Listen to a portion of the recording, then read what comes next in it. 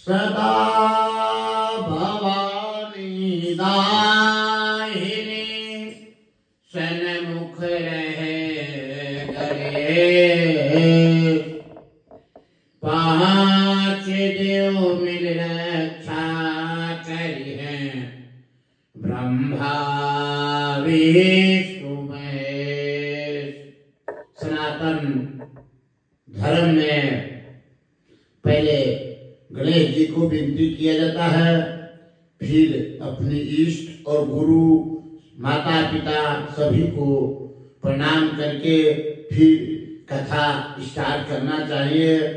इसीलिए हम लोग पहले माता पिता और गुरु और इष्ट देवता और गणेश जी के भवानी को सभी को विनती करके गोरक्षनाथ जी ने भृतृ के नगरी में जाते हैं, उज्जैनी नगरी में। और वहां उज्जैनी नगरी में जाने के बाद में जंगल में जाते हैं, जंगल में चिंता गाड़ देते हैं। राजा भृतृ जो थे शिकार खेलने के लिए जंगल में जाते हैं। गोरक्षनाथ जी मन ही मन में सोचते थे कि भृतृ को राजा बनाना है। तब भृतृ जो था काला मिलिक के साथ में दौड़ते हुए जा रहे थे। काले जब मिलिक के बाण मार दिए, गोरक्षनाथ जी के पास जाकर काला मिलिक गिर जाता है। तब गोरक्षनाथ जी कहते हैं भृतृ से कि हे राजा, तुम कैसा राजा हो कि तुम जीव जंतु के रक्षा नहीं करते हो, तुम जानवर को मारते हो। ये तो राजा के कर्म नहीं है। राजा प्रजा तंत्र का प्रजा को सेवा करता है। राजा के जो भी नगरी में होता है, राजा का धर्म है कि प्रजा को सेवा करना। तुम इस मिलिक को मारने के लिए मार दिए हो, इसको तुम जिंदा करो, तब तो तुझे माना जाएगा कि तुम राजा हो। भृतृ कहता है कि ये मेरा राज है, इस राज में जो मर्जी हम वो कर सकते हैं। मेरा अधिकार है कि इस राज में जंगल में हम मार सकते हैं। तब गुरु गोरक्षनाथ जी ने भृतृ को समझाते हैं कि मारने का अधिकार उसी के है कि जो किसी भी जीव को मारने का अधिकार उसी का है कि जो जिंदा कर सकता है। जो जिंदा नहीं करेगा वो किसी भी जीव को मारने का अधिकार नहीं है। तब गुरु गोरक्षनाथ जी ने भृतृ को समझाते हैं कि हे भृतृ, मारने का अधिकार उसी का है।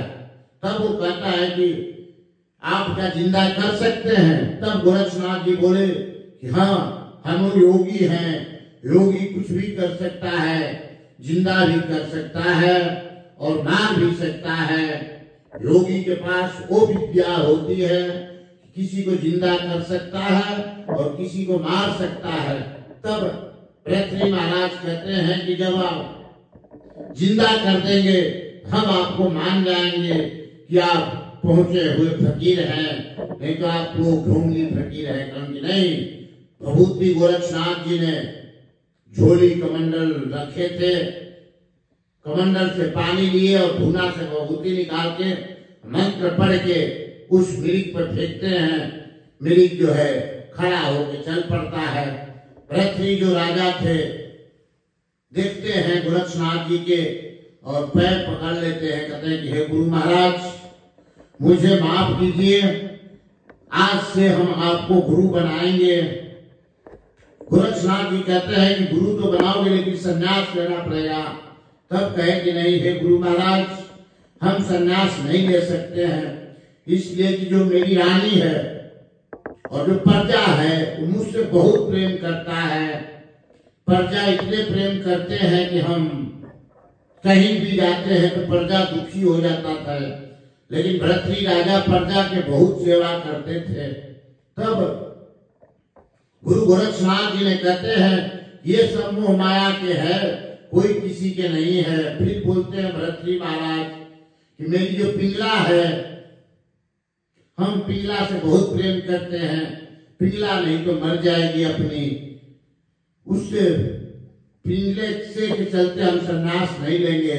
गोरक्षनाथ जी कहते हैं जाकर पिंगला से पूछो तुम। तब भर्तृहरि महाराज पिंगला के पास जाते हैं और पिंगला कहती है कि नहीं, मैं संन्यास नहीं लूंगा, संन्यास नहीं लेने देंगे तुझे। तब गुरु गोरक्षनाथ जी ने अपने शरीर को बदल के घोड़सवार में चले जाते हैं, वहां घोड़ा को सेवा करते हैं गुरु गोरक्षनाथ जी ने। और भर्तृहरि जो है राजा थे, प्रतिदिन जाते थे, गोरक्षनाथ जी उनको बताते थे सब कुछ कि ये चीज घोड़ा में ये अच्छा है, घोड़ा ये अच्छा है। राजा जो था प्रतिदिन जाते थे घोड़सवार में और घूमते थे। पहले के राजा महाराजा के घोड़ा के शौक होता था। तब भर्तृहरि महाराज को गुरु गोरक्षनाथ जी ने परीक्षा लेने के लिए देते हैं, अमर फल दिए। कि लो भर्तृहरि महाराज, ये अमर फल लो, जो भी अमर फल खा लेगा वो अमर हो जाता है। तब भर्तृहरि महाराज ने अमर फल लेकर जाते हैं और पिंगला को दे देते हैं। कदन कि लो पिंगला, ये फल के तुम खा लेना, जब ये फल खा लोगी तो अमर और 16 साल की सुंदरी हो जाओगी। तब भर्तृहरि महाराज सोचते हैं कि पिंगले के दे दिए, जब पिंगला के दिए, पिंगला जो थी किसी दूसरे से प्रेम करती थी। उसी राज दरबार में मंत्री से पिंगला प्रेम करती थी। मंत्री जो थे किसी दूसरे से प्रेम करते थे। मंत्री जो थे एक वेश्या जिसको बोलते हैं नाचने गाने वाली, उससे प्रेम करते हैं। तब वहां वो प्रेम करने के लिए जाते हैं भर्तृहरि महाराज के। जब अमर फल दिए तब पिंगला जो है अमर फल मंत्री को दे देती है। मंत्री जो थे ले जाकर उसको फल दे देते हैं। जो जिस वेश्या से प्रेम करते थे उसको फल देने के बाद में वो जब फल लेती है तो मन में सोचती है कि हम फल लेकर क्या करेंगे, जब 16 साल की उम्र हो जाएगा तो ये फल लेने से मेरे कोई फायदा नहीं है। ये खाने से जब हम अमर हो जाएंगे, ऐसे अपना तन को बेचते हैं और नाचते हैं तो मुझसे बड़ा पापी कोई नहीं है। मन में अपना सोचती है बेचारी। फिर सोचती है कि क्यों नहीं हम राजा को अमर फल दे देंगे तो राजा अमर हो जाएगा, प्रजा को सेवा करता है। तब पिंगला जब अमर फल देने के बाद में वो वेश्या जो थी राजा के दरबार में जाती है और राजा को अमर फल दे देती है। जब अमर फल देती है राजा से देखते हैं कि तो मेरा ही फल है भाई। फिर रानी के बुलाते हैं, पिंगला रानी के, और पूछते हैं कि हे रानी, जो हम फल दिए थे वो कहाँ गया? वो कहती मैंने तो लौड़ी से फेंकवा दिए थे समुद्र में फल। फिर लौड़ी के बुलाया गया, लौड़ी बोली कि नहीं फेंका नहीं गया था। तब इससे पूछा गया कि ये फल तुझे कौन दिया?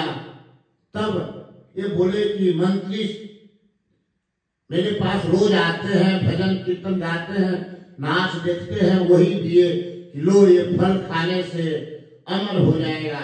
मंत्री से पूछा गया कि ये फल कौन दिया था? तब मंत्री जो बताते हैं कि पिंगला दी थी। तब भर्तृहरि राजा सोचता है कि जिस हम नारी से प्रेम करते हैं, ये तो नारी दूसरे से प्रेम करती है, इस नारी से प्रेम करने से कोई फायदा नहीं है। जब गुरु गोरक्षनाथ जी चेला बनाने के लिए कह रहे थे तब हम उन्हीं के चेला बन गए होते। इससे तो अच्छा था कि हम उसी समय त्याग कर दिए होते। तब भर्तृहरि महाराज विक्रमादित्य को बुलाते हैं और राजपाट उनको दे देते हैं। राजपाट देने के बाद में रात में वहां से चल पड़ते हैं। जब जाते हैं तो जंगल में देखते हैं कि गोरक्षनाथ जी धूनी रमाए हैं और गुरु गोरक्षनाथ जी से कहते हैं कि हे गुरु महाराज, मुझे चेला बना लीजिए, इसलिए कि इस माया नगरी में जिस नारी से हम प्रेम करते थे वो नारी ही चरित्रहीन बन निकली। इस नारी से मुझे बनने से कोई फायदा नहीं है।